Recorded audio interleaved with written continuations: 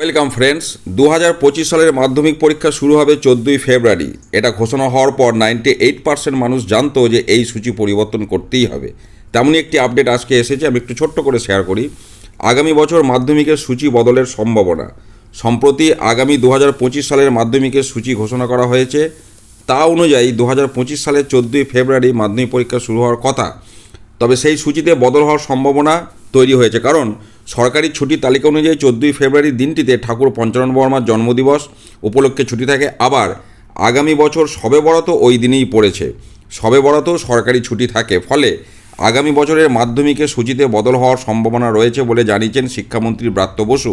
তিনি জানিয়েছেন এই বিষয়ে মধ্যশিক্ষা পর্ষদ ঘোষণা করবে। তবে এত তাড়াহুড়ো করে মাধ্যমিকের সূচি ঘোষণা করার কোনো প্রয়োজন ছিল না। অনেক কিছু ফ্যাক্টর এর মধ্যে থাকে, কারণ 2025 সালে এবছর যেমন ভোট আছে, কাজে ভোটের বিষয় রয়েছে। ফেব্রুয়ারি মাসে পরীক্ষাটা এগিয়ে নিয়ে আসা হয়েছে। এখন দেখা যাক এই সূচি আগামী দিনে কবে আবার রেকটিফাই হয়ে জানানো হয়। আমি আপডেট পেলে অবশ্যই আপনাদের সাথে শেয়ার করব। ভালো থাকুন, সুস্থ থাকুন, ধন্যবাদ।